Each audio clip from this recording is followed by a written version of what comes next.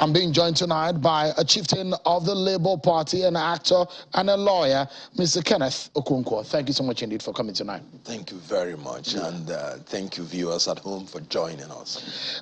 Let's begin the conversation on the development. You saw the report on the arrest of one person that has well over 100 PVCs in Sokoto, and the investigations are going on where he got it and the details around what he made with it, and of course the conversations that came up yesterday on what INEC discovered about some bad eggs in the commission who were engaged in multiple registration. Let me get your view on that development. Oh, well, it's a very sad development, but it's something that is expected from a government that has been known to have thieves in all the sectors of the economy, whether it's oil, whether in economy. You should expect that they should plant also their own thieves inside the INEC, because INEC is going to move down by the Electoral Act 2022. It might be very difficult for anybody to perpetrate anything without an insider. And you recall that after the Osun State election, there was only one person that said that the Electoral Act 2022 was going to destroy our democracy.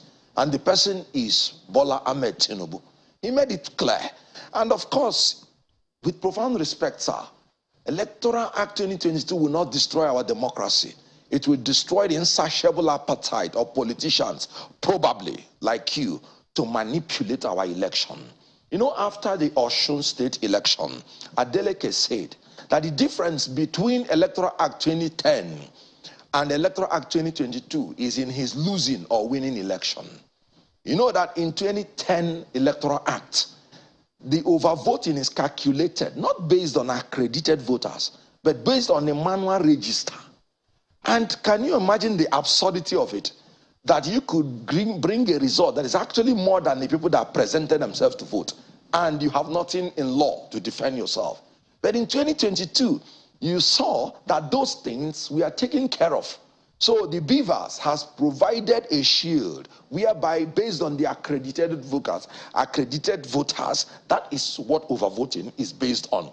So the politicians now know that it is difficult to maneuver these things, and they are now planting their own people inside INEC so that they can operate from. Are you worried about that scenario? Very worried. But because INEC says that they are going to deal decisively with these people who have been caught in this act.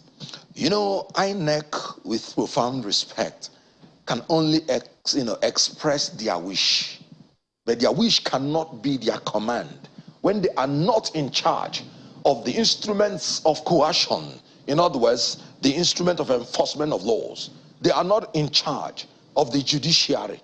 So they can only express their wish, but it's only eternal vigilance of Nigerians that will stop all these shenanigans of failed politicians who know that they have failed come 2023, but who are trying by all means to manipulate the process.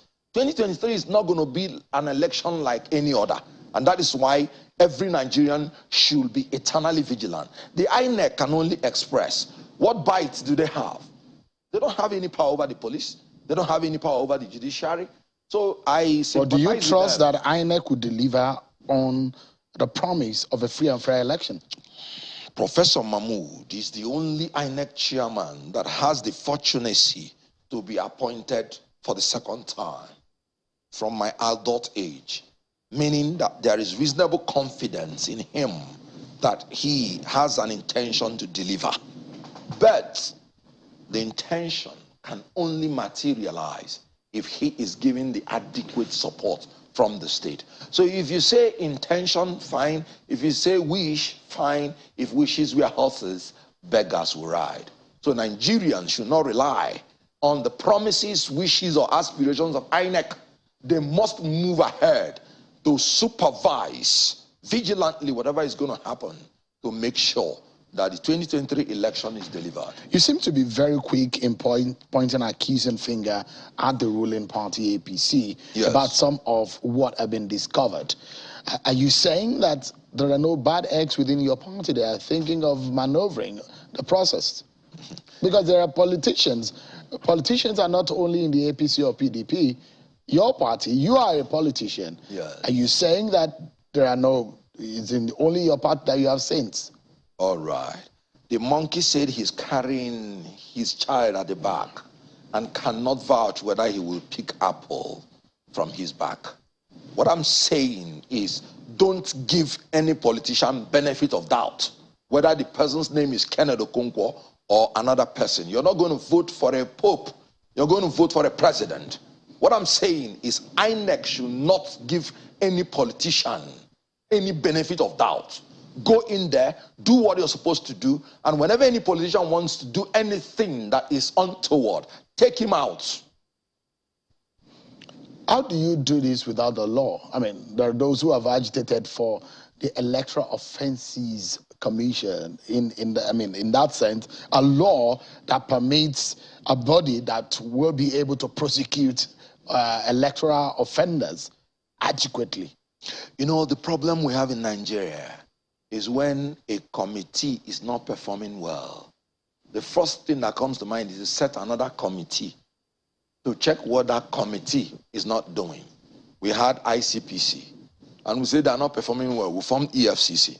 I want to let you know, if you like, set 100 commissions.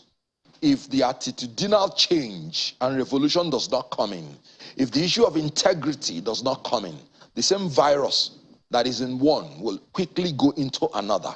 And that is not saying that we do not need an electoral offences commission or tribunal, but it is saying that it is not going to succeed if the same attitude to what we are doing now will enter into it. There is no law that we do not have that can take care of our problems in Nigeria.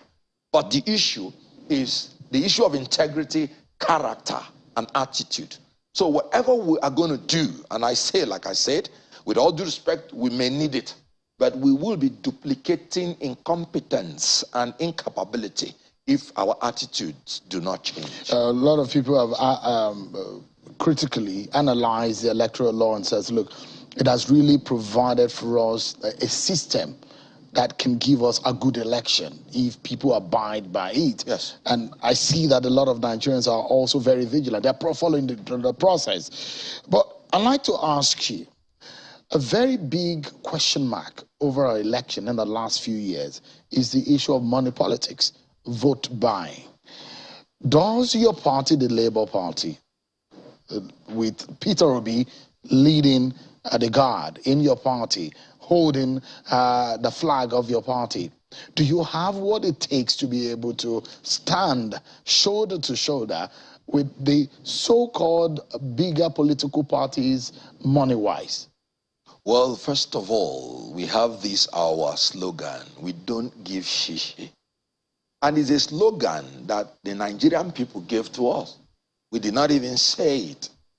It was the obedience that came up with that slogan. And what it means is that Nigerians are not going to succumb to the blackmail of vote buyers. They are tired. I've given you an example of my friend from Kebbi State, Comrade Dasama. He said the mother died and they told him he should not come home because of terrorists. His sister, the elder sister, died and they told him he shouldn't come home because terrorists will kill him. And he said, after that, he discovered that no more. He has been voting tribe, he has been voting religion, but now he wants to vote for his freedom. That in 2023, he will no longer do that. So the people that have been selling their votes before now, they want to vote for their freedom. So money is not going to play a lot of influence in 2023. The obedience have made up their mind that they will not give shishi, and they don't accept shishi. Are your obedience enough to give you the kind of victory you envisage? Every Nigerian is obedient. Do not ask me. Do not take my words for it. Take the words of Governor Baseke. who confessed that they are obedient in his own family. Take the words of some spokespersons of the other parties who scream that some of their staff are obedient. But the same Governor Obaseki said that the steam of the Labour Party will soon fizzle out. What do you want him to say in front of his presidential candidate when he is doing his campaign? Go and ask him again, and he will tell you that if there is anybody that his team has been extinguished completely, is that of Atiku Abubakar, who, of course, should have been disqualified by now by going to the north and making a genocidal statement that Northerners should vote for North only. This was what caused genocide in Rwanda, when Hutus were told that they should not support Tutsis because they are cockroaches. Atiku Abubakar went to the north and said Northerners should support only the people from the north, not Yoruba, not Igbo. That is ethnic profiling. That's genocidal statement. Atiku knows he has failed. What he's trying to do now is to make sure he destroys our democracy after he has failed. And he should be called to order. INEC should be implementing Section 97 of the Electoral Act now on Atiku, because that's a criminal offense, trying to profile ethnic and religious groups. So it is Atiku Abubakar that I've always said he is very unfit to be president, and not only that he's unfit, he is now a threat to our democracy. It is him that when he launched his own campaign in Akwa Ibom, all of them were obi-centric. All of them were obedient. What other evidence do you want me to say? They were singing the redemption song Obi Kere Kere Renke in the flag off of PDP campaign. Where do you want to go and you won't see obedient? If I sample the people walking in this your studio, you just be shocked. That even inside the heart of Shehu Kimbaloye, he may just be obedient. In his heart, you're entitled to your thoughts. You may not just tell me. Well, you never can tell, because yes, I never can tell, but I said in your thoughts. The Nigerian blood runs deep in my veins, and for the last few election cycle, I'm just so blank on voting. I've not voted in the last 4 election cycle because I'm always on my job. So I've given up in voting for anybody or trusting any politicians at that. I just allow them do their jobs. But the question is, how penetrative is the obedient movement? All right. In the very nook and crannies, because those who are going to make the majority of the vote are not those we see in the metropolis, on the street of Abuja, on the street of Lagos, on the street of Uyo, or on the street of Ilorin, the metropolis. That is not where you perhaps get a larger chunk of the vote. You probably will get it in those nook and crannies of Nigeria. And if anything, by the figures of INEC is to go by, you look at 76.56% of youth population in the new 12 million registered voters. Out of that, you have 40.87%. That's over 3 million that are students. How much of that figure do you think you can lure to be obedient? First of all, labor, as symbolized by NLC and TUC, have thrown their weight behind the Labour candidate. Labour and the NLC and TUC, they are everywhere, in every word. Labour is everywhere. In Nigeria, the students have made it as a slogan. Even a fraternity, which is founded by a Yoruba man, they are the ones that gave us the song. Emiloko, Emiloko, Baba we know well, they shout Emiloko. By a fraternity that is owned by a man from the same geopolitical zone as Bola Tinubu. So wherever you go to, so we have the labor. Labor means the working class. Labor means the students. Labor means the women. Labor means the professionals. Labor means the intellectuals. Labor means the farmers. Labor means the traders, the businessmen, the businesswomen. We have them behind us. How many of these candidates can boast of that? Let me ask you this, Kenneth, and it was what Denle Momodu said right on the chair you're sitting. He said, in the history of Nigeria's politics and election, yes, whenever you see 2 strong or more than 1 strong southern contestant in the race on the ballot for a presidential election, they always lose to a northern strong candidate. Yes. And so is making inference in the sense that you have a Bola Tinubu from the southwest, a Peter Obi from the southeast. And even in football, in sports, history play a major role. Not to talk of politics, that is science, that is psychological, that it has that historical. I mean, it's always drawn into it. Do you fear that history might play by itself what we've seen in the Second Republic, in the First Republic? You know, the problem of some analysts is that they do not contextualize issues. They do not appreciate that they need to distinguish certain circumstances that made their prognosis or predictions irrelevant. Now, the mood of the nation is that there is sitting in the seat of power a fulfilled day speaking Northern Fulani Muslim. And the Northerner he's referring to is another fulfilled day speaking Northern Fulani Muslim. It has not happened in Nigeria. That's for 16 years unbroken. That you have people of the same ethnicity, linguistic background, and the same religion, and the same section of the country to come and rule the country for the same time. You know, when PDP say APC, they are doing Muslim ticket, I laugh. I laugh at their, ignorance. Because they are the ones that are doing the worst Muslim ticket. Because they want to proceed from a Muslim ticket, and not just a Muslim ticket, identical ethnic linguistic background, to another Muslim ticket from the same ethnicity, from the same linguistic background, and from the same section of the country. And the mood of the nation does not warrant that.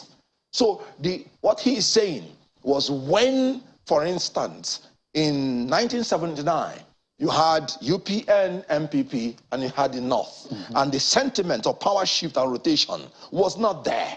So I do not know where he got his statistics, but the truth is that he got it all wrong. PDP's ticket has offended section 14, subsection 3, section 15, section 16, section 17, that enumerated the political, economic, and social objectives of Nigeria by picking that ticket, but particularly section 14.3 that said that our diversity should be recognized in the composition and the conduct of affairs of any government. So you must proactively ensure that there is no preponderance and domination of people from one ethnic, one section of the people against the others. But the agenda of the political parties are different. And there are those who are also bringing the factor of the fact that you need to have been able to play and center your politics in such a way that you can be able to garner or bring home the votes across the board. And those who have criticized or described the Peter Obi, your candidate, as more of a sectional politician, how do you respond to such? Now, let's talk about sectional politics. As I have said, Atiku went to the north and said Northerners should vote only somebody from the north, not Yoruba, not Igbo. What can be more ethnic than that? Tinubu went to Ogun State and said it is the turn of the Yorubas. And when it comes down to the Yoruba, it is my turn. That is the meaning of Emiloko. What can be more sectional than that? Peter Obi went to the Igbo people, and at the risk of losing their vote, he told them, do not vote for me because I'm Igbo. Vote for me because I'm a man of competence, character, and capacity. Does Peter Obi have the competence to run the affairs of this government? Nigerians do not, it is not the turn of anybody in 2023, it is the turn of Nigerians. Peter Obi has displayed an uncanny character. In reality, capacity. In reality, can your candidate win the election? No, he has already won. How? Oh, check the analysis like I've always told you. Take it by polls. You know there are three polls that have come out. ANAP, We Together, and Bloomberg. And in the first one, he scored 23.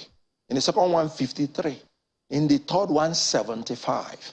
Soon and very soon, before the election reaches, when the two candidates will unravel, and I'm sure they're already unraveling, then it will now be P2B and others. Because then collectively in the polling poll, they will not have up to 5%. And whenever you don't reach up to 5%, you'll be classified as others. So actually it is going to be P2B and others. There is no other candidates. All right. Thank you so much, Mr. Kenneth Okonkwo. And I would have loved to ask you this final question, but we just have 30 seconds to close this segment. And the question will be, if there's one thing that will not make Peter Obi win this election, what would that be? it will be that Nigerians allow thieves to steal the election because he has already won. Okay. Thank you so much indeed. Kenneth Okonkwo, lawyer, actor, and the chieftain of the Labour Party. Thank you so much indeed for coming. Thank you. I appreciate it.